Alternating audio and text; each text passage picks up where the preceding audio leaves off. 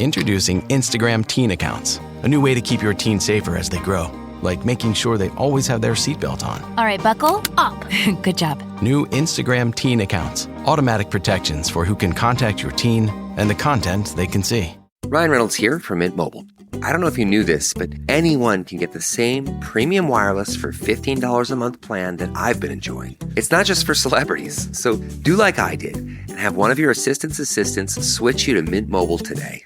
I'm told it's super easy to do at mintmobile.com/switch. Upfront payment of $45 for 3-month plan, equivalent to $15 per month required. Intro rate first 3 months only, then full price plan options available. Taxes and fees extra. See full terms at mintmobile.com.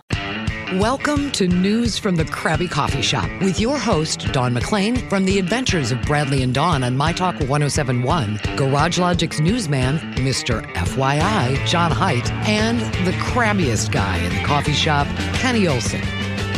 Dawn, do you remember the part of Wayne's World where Garth is asking Wayne if he remembers the episode of The Twilight Zone where I think it's all the spiders attack and they start to eat you from like the inside? Yes. That's kind of how I envision this edition of News from the Crabby Coffee Shop going. Because we are without 2/3 of the show. That's right. Kenny has some other issues and things going on, and I guess I didn't know this, but reading the fine print of John's contract, he is only obligated to do News from the Crabby Coffee Shop when Kenny does News from the Crabby Coffee Shop. Why didn't I get that deal? No, I'm kidding. I actually love doing this podcast. Yeah, you and I are the only saps, though, that still have to come in and do some form of a podcast when they're not here. It makes it easier, actually. Oh, so much easier. I mean, we don't have Kenny's crabby attitude. We don't have John being a prima donna about we're cutting into his news time for writing news for Garage Logic. Oh, John. So here's what I have, Dawn. We're going to get to, it's going to be kind of a hybrid show. Sure. You and I are going to do a fun little thing here, and then the back half of the show, we're going to revisit listener emails. Oh, fun. Okay, from love about it. 2 months ago in this feed. I believe it was the February 22nd edition. I can read an email as well that I got recently. That's really please do. Ooh, it's interesting. Maybe that will be the transition after we play. I keep saying it's a game. It's not a game. So, Dawn, here's what we're going to do in this first half of this brand new edition of News from the Crabby Coffee Shop without our fearless leader, Kenny Olson. On my Minnesota sports podcast, shameless plug, Minnesota Sports Chat, when I have nothing to talk about or I maybe have a new guest, I do a thing called 5 filler questions. Oh. Literally, I just fill time by asking random questions. Perfect. Dawn, this is maybe the greatest compliment I can pay you. I can't think of many better people to just ask 5 random you-know-what questions. Yes. Because you will have great answers for them. Great. I'm the queen of BS. So are you ready for this Minnesota Sports Chat staple to make its News from the Crabby Coffee Shop debut? I'm ready. All right. You get a cheap podcast open. 5 filler questions with Don McClain from the Adventures of Bradley and Dawn, 9 to noon. No. My Talk 107. Noon to 3. My gosh. Noon to 3. You know what's funny is I know that. Yeah. And of course I butcher it. From 9 to noon, I'm kind of BSing with you because your office is next to ours. Oh, so I get my own show. Yeah. Oh my gosh, I'm so sorry. It's okay. Noon to 3. Also, of course, on this very pod. Dawn, I'll answer these questions as well, but this is really more about you than me. Okay. What is the most epic way you have ever seen someone quit or be fired? Oh, okay. Can it be me? Oh, it can be you. Absolutely, it can be you. Okay, great. Well, I got really PO'd once when I was a courier and I lived in Dallas. I worked for Gatorade and I moved to Texas for that reason. And then it was bought out from Quaker Oats by another beverage company, so we all lost our jobs. Anyway, I had to have an in-between job. And I was a courier for a printing company that printed plans for contractors. So I would go out to like sites and things like that, but also other courier duties, but primarily for this one company, this printing company. My manager did not like me, and she would purposely send me out on jobs where the package was already late. And so I would get penalized. Like, it was impossible for me to do my job on time. And I would get penalized for that. The reason why she didn't like me is because I walked in on her making out with her boss, who was married. Uh-oh. And I saw what she, that she was having an affair. And I didn't say anything, but I kind of would, if she would make any mention of anything like her judgment about something, I would scoff. Yeah, so she knew, and she knew why you were scoffing. She knew why I was scoffing, and she knew that I knew her dirty little secret. So she wanted to get rid of me. She wanted to make me so mad that I would just quit. See, this is really dirty though, because not only are you delivering something that's already late, so you can't do your job. They're mad at me when I get there. When you get there, they're mad at you, and it's not even your fault. Right, like it's these contractors on construction sites that are waiting for their blueprints, and they can't get started until I get there. And so it's all of the work, the backlogged work that they didn't get done until the morning because somebody was too lazy to stay at night. So I was just getting fed up with it. And she sent me out to this job site that it was like 3 times in a row that this had happened in a week. They were building a huge building. And so I got, yelled at by these guys. I was crying in the car. I'm pretty sure I had PMS. My air conditioning didn't work because it was like 120 in Texas. And like she had yelled at me that morning for wearing clothes that were too small. Like my shorts were very short. I had on a tank top with my belly hanging out. But I'm sorry, I'm dying and I can't afford to fix my stupid air conditioning. So I walked in and I was like, he had written her a thing that said he wasn't going to pay. Like for the rest of the month, okay? Sure. And so I went into her office and I was like, well, this is what happens whenever, blah, blah, blah. I don't know what I said. And she was like, do not raise your voice to me. You cannot walk in here and speak that way to me. And so she took me out into the big area where all the printing machines were and all the other couriers. And she was like yelling at me in front of everyone. And I just laid into her. Yes. And I was like, you're purposely doing this to me because I saw you making out with Bob. And I go, and you can stick it up your ass. And I just said, find somebody else to do your dirty work. And then I don't know what else I said, but her face was like, and everybody was like, oh, one person started clapping. Which was amazing. And I think she tried to fire that guy, too. I was just going to say, so that guy who clapped either maybe got fired or just followed you out the door and said, I'm with her. He did follow me out the door just to smoke a cigarette.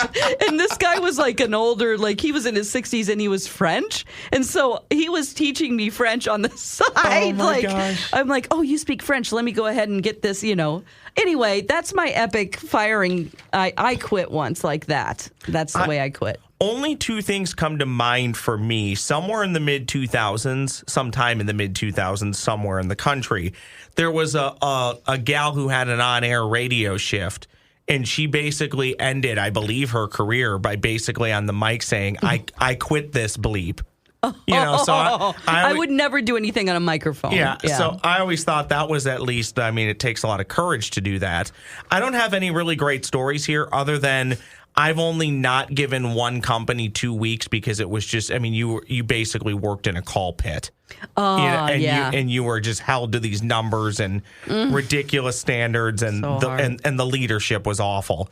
And I flat out told them that, and then they got upset. And I'm like, well, you treat people like crap if they don't pan out in 2-3 weeks, you fire them. Yeah. Some people quit real jobs to come here because they're sold a bad bill of goods, and after 3 weeks you get rid of them. Oh, so God. It was just one of those places. I got another detail about that company. Yeah. They also, I had to deliver every week to this company that was a magazine for Muslim women. Okay. And it was called Modesty Magazine, I believe, or something of the sort. And I was wearing I would wear not a lot of clothes because it was Texas and I didn't have air conditioning. So I would go into that place and I am like, it's called Modesty Magazine and I am the least modest person. I had like little pigtails and I had my little roller skate things on, my gosh, my Heelys. And then get this. It turns out 9/11 happened while I was on that job. That place was a front just to run money for Al-Qaeda. It wasn't a real magazine. That was the place. I don't know if you remember this, but there was a place in Texas, a magazine that was it was a money laundering thing. So everybody within that organization, not only, I was probably the reason why they got up in the morning to go, because I represented everything that was terrible and American. Didn't like the most unmodest person. I was very cheerful every time, and I'm smiled and everything, but it was uncomfortable. And then I'm like, oh my God, that company was a front for money laundering. And you're right. They didn't like anything that basically what you were what was I what represented. they did.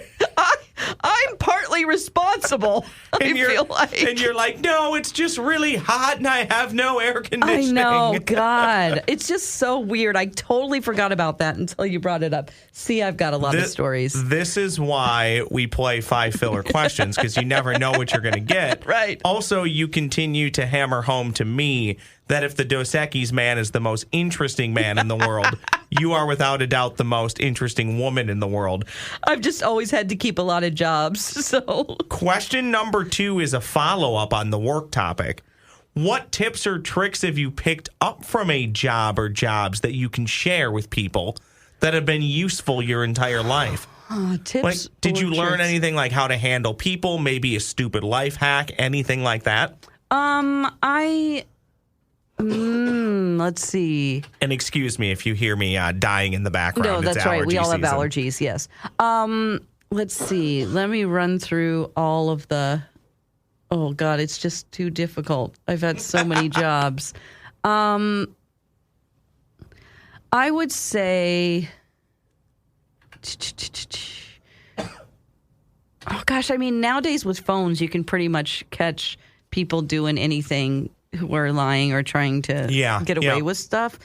I did work at a after-school care program for a while, and those kids would lie to their parents about, like, if they got in trouble, they would say, I didn't do that. And then those parents would come to me and say, Johnny would never do that. My little Johnny is perfect. Oh, yeah, of course now, he is. Nowadays, I would be like, really? Here's a video of him pushing this kid down the slide. Because I recorded it. Yeah, because I've been recording Johnny. But I would say to have endless amounts of patience when I was a server, just because people, for some reason, when they go out to eat, not everyone, not our dear listeners of Crabby Coffee Shop, but people get this, I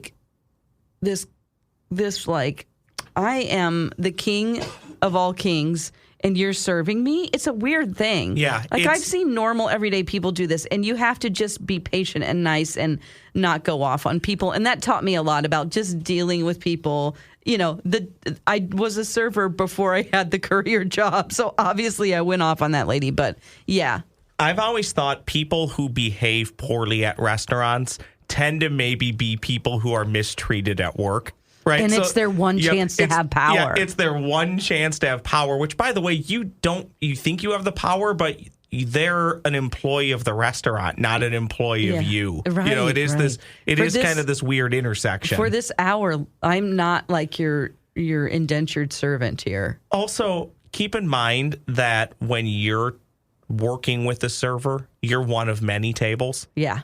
And you are likely either not the nicest person they've talked to all day, and there's probably worse people. So just try and toe the line of being a decent person. Absolutely. That's so right. And yes. look, every now and then we've all been there where for some reason a server's copping an attitude with you for no real reason. Just suck it up. Eat your food. They probably are go home. Like triple sat right now. They probably have 3 different tables that they've got a lot going on. So yeah, I would not. I wouldn't get too upset about not getting your food on time or something. Well, let's whip through the final 3 questions here. You brought up phone and Google, which is funny because I think you brought up Google. One of the questions here is, what did you last Google?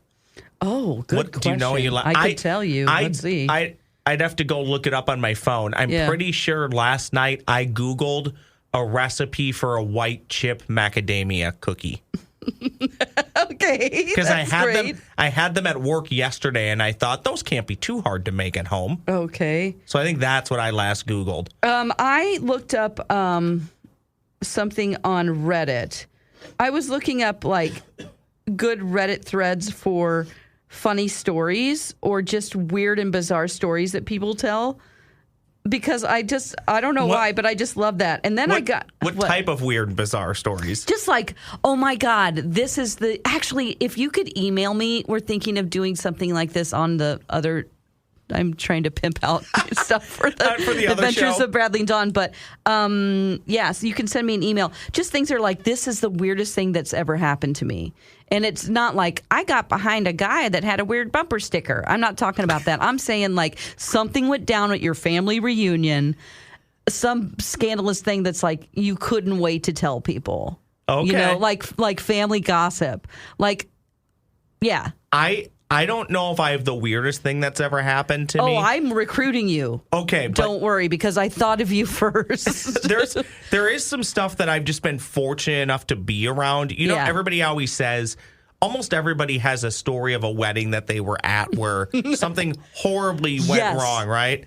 I can tell you, I've heard a lot of people say, oh my gosh, this bridesmaid speech was the best ever, or it was the worst ever, or this groomsman speech or best man speech was the best or the worst ever. Yeah. I can tell you, I was at one.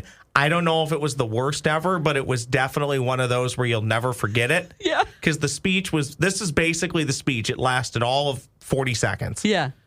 Well, such and such and such. Cheers to a few happy years. And the crowd gasps, a few happy years, right? So the whole crowd's like, oh. And then, of course, groomsman goes, oh, no, I didn't mean that. Sorry, I'm drunk. Let's get effed up. No, that was it. That was the speech. Oh, no. Oh, gosh. That's fantastic. And I'm like, and I looked at the people that I was with, and I could say, we just witnessed what could be the worst speech ever. That's great. And by the way, if you send me a story, I will change your name. I'll change the country. You will not. I'll change all the names. No one will know it's you. Oh. You're a saint when it comes to using other people's material. Question number 4 of 5 filler questions. Actually, I'll save this one for the last one. Let's go with this one. What other time period would you have liked to lived in?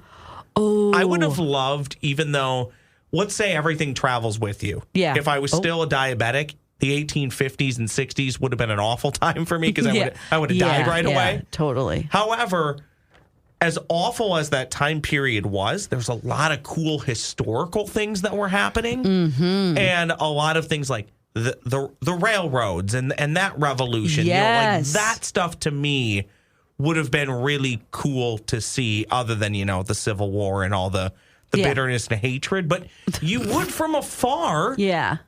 I would kind of have liked to have seen that. And what did this part of the country that we're sitting in right now? I mean, I know I can go look at maps and I can go and see things historically, but that's from afar. Right. What did this specific area actually look and feel like in 1865 or something? That would be really cool to see. I love history. And I think probably for me, I've always been fascinated with medieval times, which I worked there.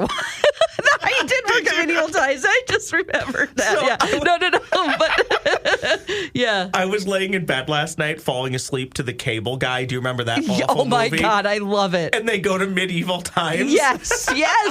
Oh my God, that's an epic part of the movie. That's great. Yeah. So great. Yeah, I played the queen, and you don't say anything. And I got paid every night for just dressing in a costume, and I just waved. I had 0 lines. Oh, what a great deal. It was great. Other people were like, oh, you get to be the queen. And I thought, oh, this is kind of a crappy job because I don't get to say anything. Obviously, my audition wasn't great.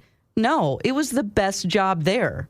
Because you literally just got up in the box, sat next to the king, and just waved. That's it. And you do the I don't want to say presidential wave, but the queenly wave. The queenly wave. Yes. But you don't have to do, it was the easiest job ever. Would that have been a time period? Would you have gone with something, or would you have gone earlier, later? I guess technically you could go into the future if you wanted to. I don't want to go to the future. No, it's getting worse by the day. There's no point. No, but I loved like anything with castles, and I like Renaissance festival stuff. I mean, things like that. I'm really interested to find out how people smelled. Oh, we must have smelled horrible in the... Yeah. And so I want to know, like, I get there and my first reaction is, God, how am I going to sit through like even talking to this person because they stink so bad. When was, I don't even know, when was deodorant or personal hygiene? When did that become more of a thing? I don't know. I think probably the 1900s. Probably, yeah. I don't think Seamus in 1870 was walking around looking for his degree or Old Spice, right? No, but like way back then, think about all the armor and you're sweating and you're in the field and, oh, God, it's just rank. Good use of the word rank. Final question for you, then we're going to get to an email that you have to set up listener emails from a few months back. So, Dawn, you work for, correct me if I'm wrong, one of your side hustles is it the Minnesota Paranormal Society? Oh, Twin Cities Paranormal Society, yeah. Okay, Twin Cities Paranormal Society. My apologies on that. That's fine. Any of your ghost encounters terrify you? Or for the most part, are you pretty good with it? Give me a weird experience or something that just did set you off a little bit.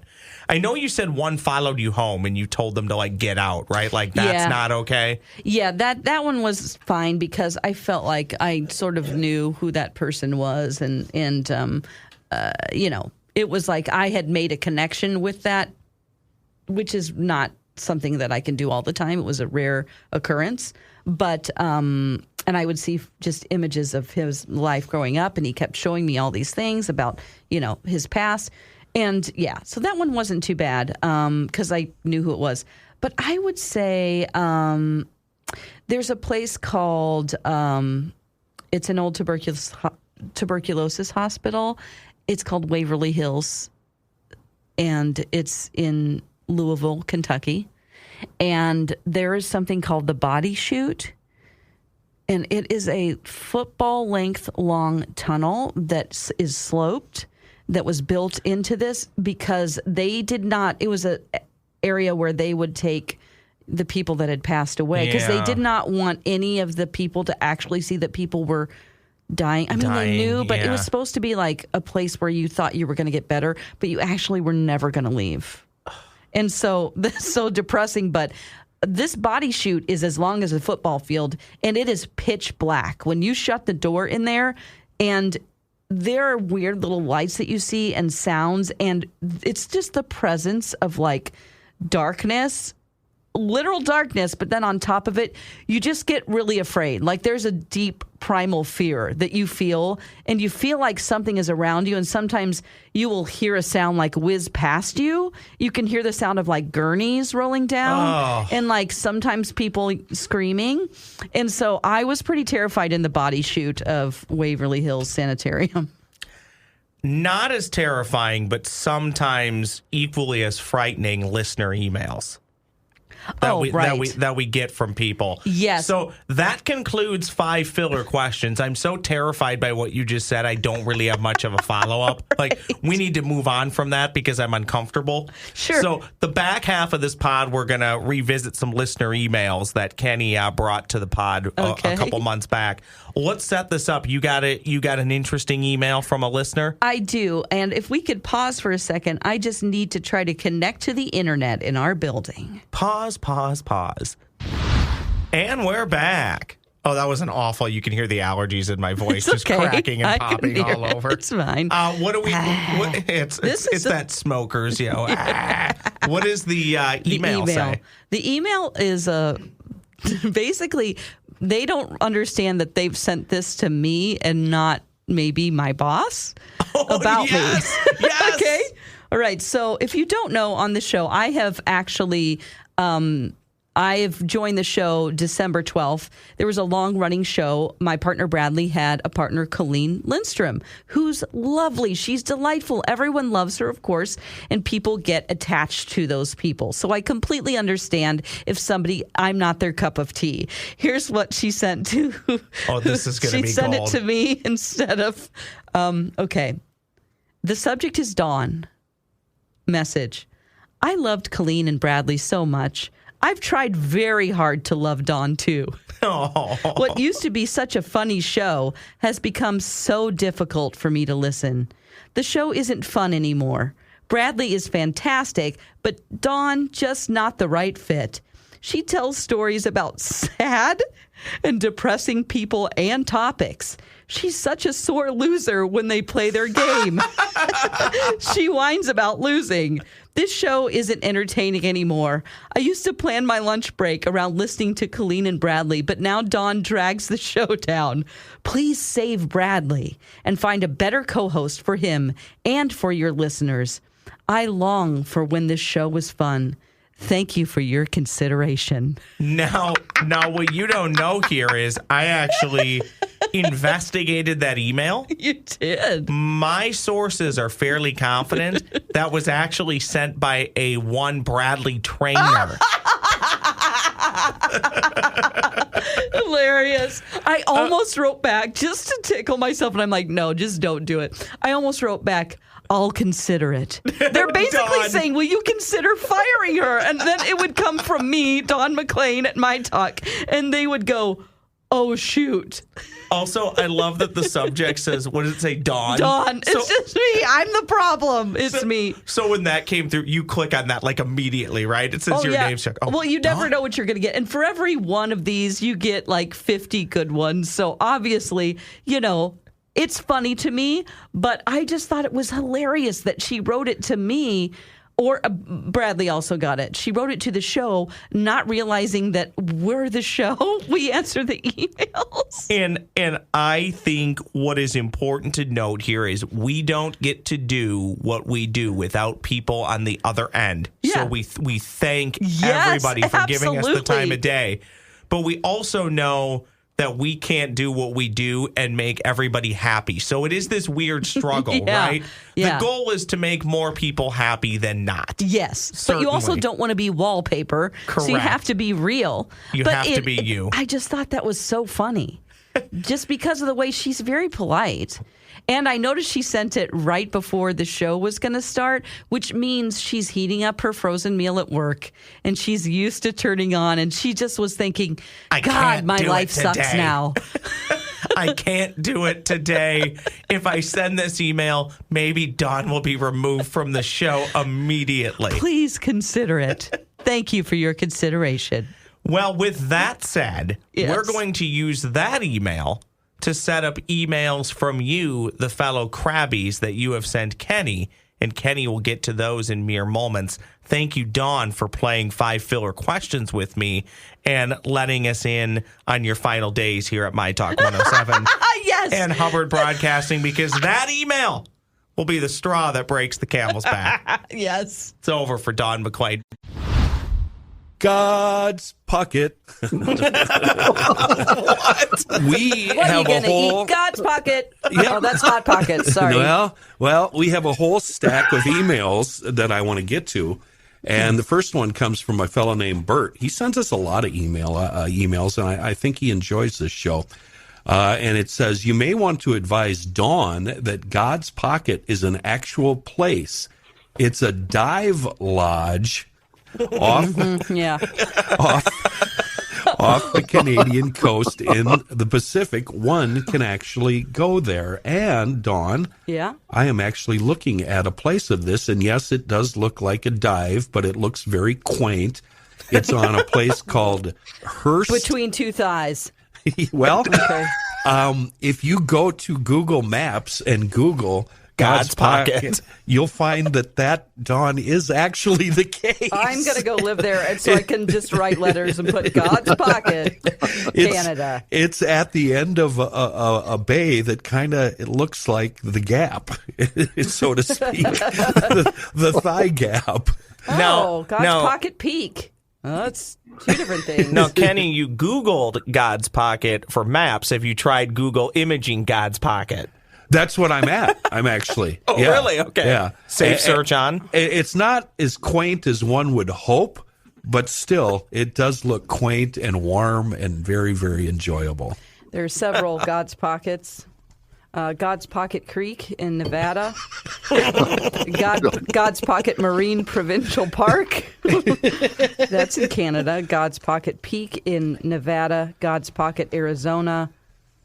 God's Pocket Drive, God's Pocket Lane, God's Pocket Road, and Pocket Change used goods. That doesn't count in Jersey City. Used it goods.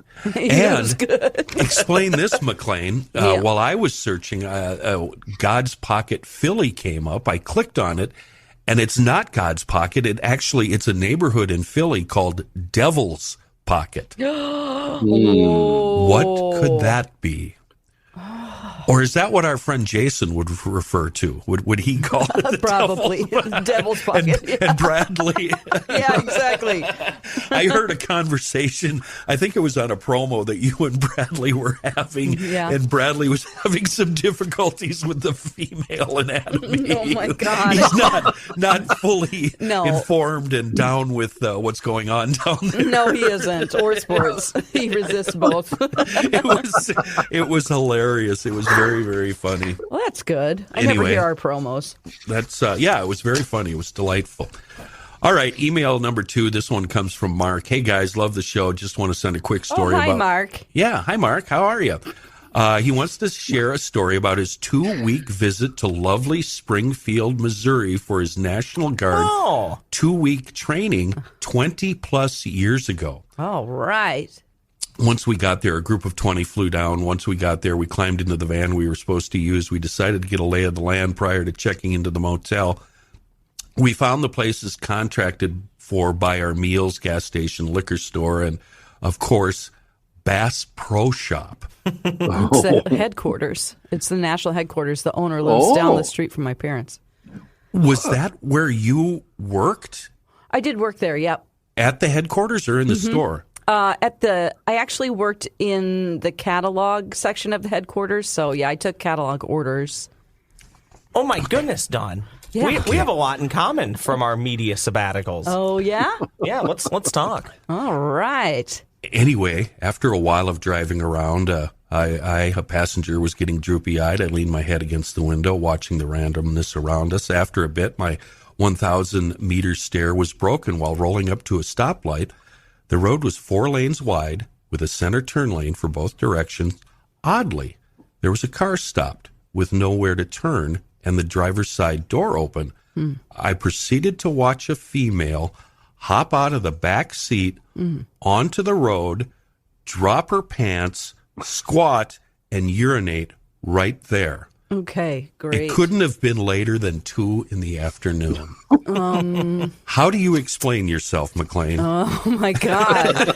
No, why is she in the trunk, right? She's in the trunk? No, she was in the back seat. Oh, my God. I thought she came out of the trunk. I'm like, this is my chance. And then she got right back in the trunk. She's like, it isn't going to get any better than this. I'm either out on the street or with these people. Oh, we're in Missouri? Yeah, well, I'll be in the trunk. Yeah, exactly. It was probably like, I don't know, voting election day or something. She was trying to avoid all the madness.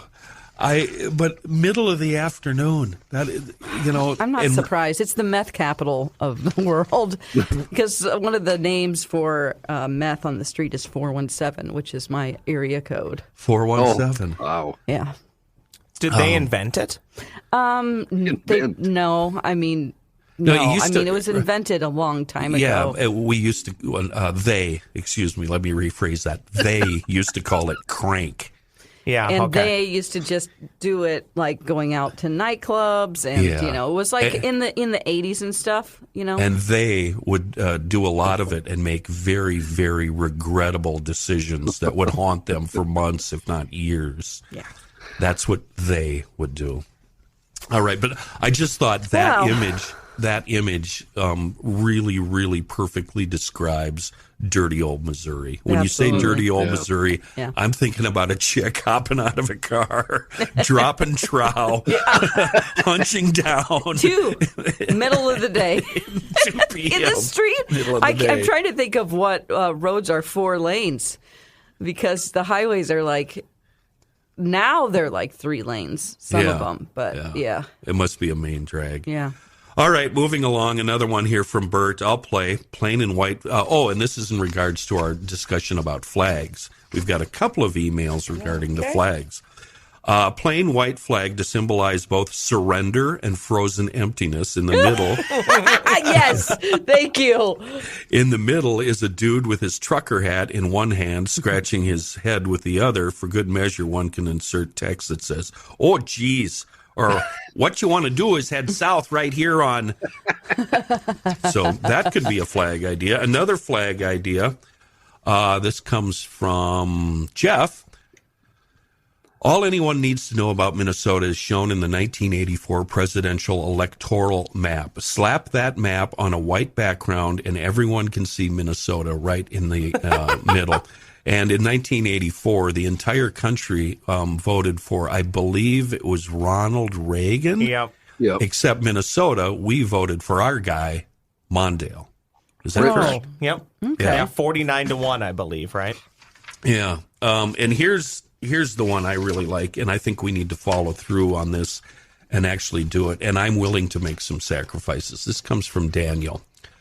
Back 20 years ago. Oh, and I should have. Oh, I did send you. I sent. Open up your email. I sent all of you an email with this image.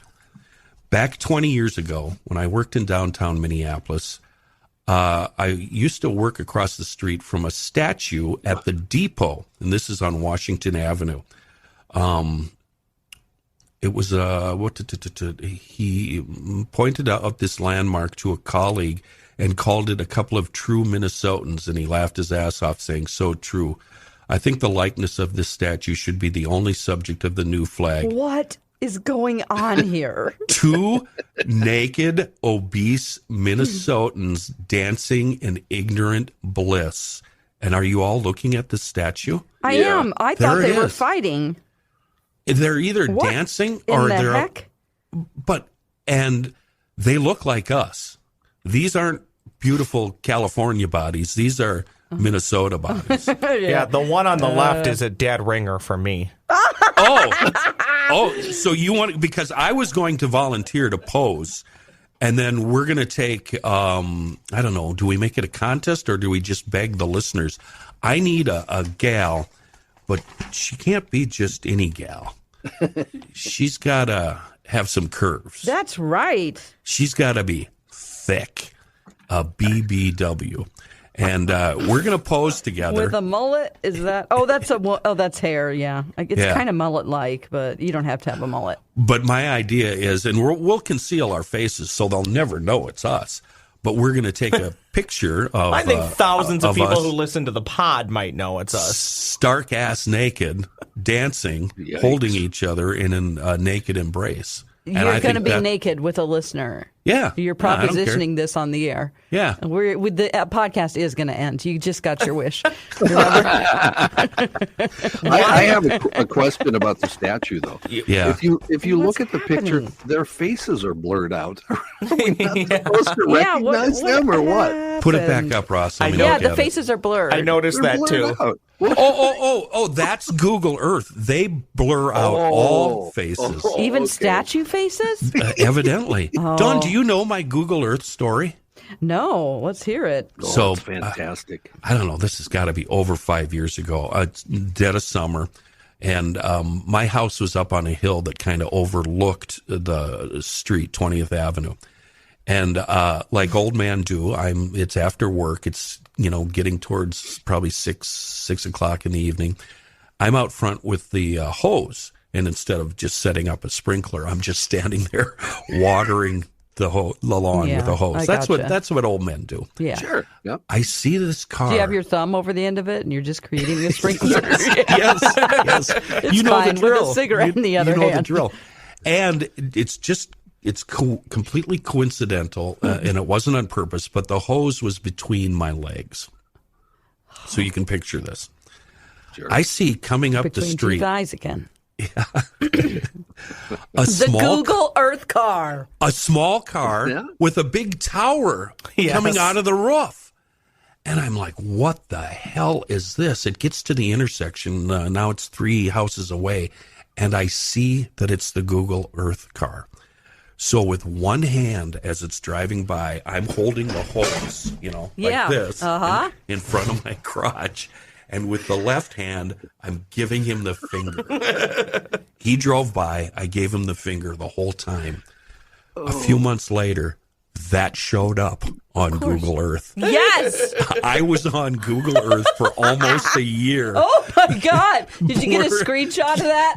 Giving the finger. I have it somewhere. I don't know where. Oh, my God. That's amazing. But I think it was before you started here because I showed everybody in the building. It's amazing. Yeah. And at the time, it was a while ago. I couldn't divulge this to the listeners because it gave away my address, and I wanted to keep that private. Yeah, I mean, man, that's great. I had a friend who was showing me where he lived in New York City and how, the route was to his office and because he worked at a station there. One of my ex co-hosts was from New York. And he's just like, all right. And then I go around this corner and then we would go here. It's like this many blocks. We're looking on Google Earth. He's like, that's me. That's me. He goes, there I am. And it was, sure enough, we zoom in and he's on the corner, like on the phone. And he's like, I'm standing right there. And I'm like, no, you're in Springfield, Missouri now. You idiot. Yeah, he went back like, I don't know. He was there for 4 months or something. How do you find out the route that they're going to be? The Google Earth. Well, they've already done it all. I mean, right? It seems so impossible. I don't know how they did that. Well, but they update it. They update it all the time, Dawn. Well, they do update it, as Kenny knows, because he disappeared. A couple years after I left lovely Winner, South Dakota, opposite a loser, Winner, I would see my car parked in front of my old apartment building. I could pull it up on Google Maps and show people this is where I lived in middle of nowhere, South Dakota. Well, that obviously by, 2009, 2010 went away. So, yeah, they are updating it. But don't they now update it through, like, satellites? I don't know if they're actually driving cars anymore. Oh, my God. When you're telling me that satellites can zoom in that far into a street. I could be completely making that up. But just like you said, Dawn, just think about the cover. I mean, I was in a town of 3,000 people, literally, as my buddy coined, where civilization goes to die. Yeah. And the Google Earth car made it there on the border of South Dakota and Nebraska. Right. So just think about all the other small towns in the country and or the world other that it's hitting. countries, or part of Africa, and it's just like. I don't know. I've never, I guess, zoomed in on like India or something. What do we think that job pays? I don't know, but I want to do it. I feel like I would do that too if they're like, okay, today you have Northeast Nebraska. Go. Okay, thanks. I'd rather go somewhere better than Northeast Nebraska. Me too. I know. But I'm just still, saying, you get to listen to podcasts. You're not like the Crabby Coffee Shop. You're not tied down to talking to anyone. That's the most important part. You don't have to risk your life to get to work during a snowstorm. You can just tell them I'm not doing it today. Mm-hmm. Dawn, that's why I became a courier between radio jobs. I've done that too. Don't have to talk to anybody. You just drive around, get told where to go. Yeah. Here's an idea for you aspiring writers and novelists. And it starts, what happens here right in the beginning of the book is either a murder or a tryst or an affair is caught on Google Earth. And now you take it from there. The rest of it is up to you. I'm an ideas guy. I just provide ideas. You have to provide. There has to be. Jilted Lover works for Google Earth. Yeah. He starts working for them. Google's had to have picked out some illegal activity that's happening when they're driving around. They're just, knowingly or unknowingly, they have to have filmed illegal activity. Okay. Like somebody doing a drug deal. Yeah, correct. That's the first thing that I thought of. Is it creepy and gross if I may have focused a little too long on a couple of gals that were walking down Nicollet Avenue? Because last week I was looking at Nicollet Avenue on Google Earth. And I'm just clicking my way down the avenue when I see a couple of lovely lasses. He's so bored with porn. Oh, my goodness. He's so bored with porn. He's seen everything in all the porn on the internet is that he's turning to Google Earth. He's zooming in on people on Google Earth. You know what the term Lori Barghini coined is? I've gone too deep in the tabs on Pornhub. Too deep in the tabs on Google Earth. There aren't even tabs. Yeah. So now I'm looking at Nicollet Google Earth. Avenue. Yeah, Two women just zooming in. Oh, my God. And I'm going, hey, how you doing, baby? It's a whole all-time low. You hit rock bottom. That's pretty awful. Somebody in my life once told me this is a little bit different, but when they're out driving and they see somebody maybe a block or two away jogging, they play in their head middle-aged woman or teenager.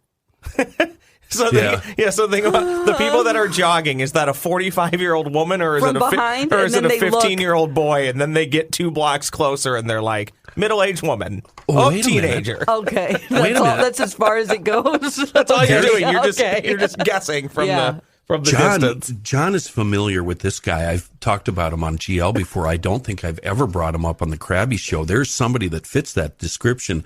That either I've seen him on both a bicycle and on rollerblades, a tall guy, and he always wears hot pink shorts, shorts like Daisy Dukes.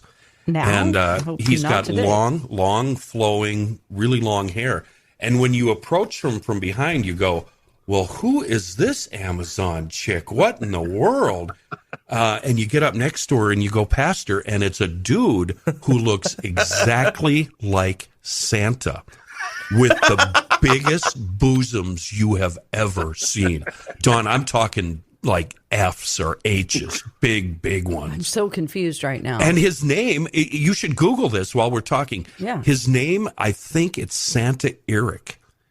And I always wave and honk when I lived down there. Okay. I always waved and honked at him and gave him the thumbs up because it was so outrageous to me that it was just delightful and awesome. Love it. But I think he's a bit of a character in South Minneapolis, and he's married to, if I'm not mistaken, I think he's married to a gal. But anyway, people in South Minneapolis should know this guy. I know a lot of people have seen him. Okay, there's a lot of different Eric. I think it's Eric. I think it's Santa Eric. I'm not sure on the first name. It's been a while since I've done this, but there's only one thing that's stuck in my head right now from that story you just told, Getty. What's that? Dude looks like a lady. Dude looks like Santa Claus. But they've got, him and his wife are happy. They've reached that. They found a happy spot, and they're living life to the fullest. Yeah. Did you find him? For him? No. There's some other stories that are very sad about Santa. All right. We'll skip them. I also a lot of Santa Erics around America, apparently. On the South Minneapolis talk, I need to get back to Fat Lorenzo's. Yeah, that's one of the things I really miss. I miss Chinese food. I miss Fats. I miss a lot of basically restaurants in Minneapolis. There's nothing up here.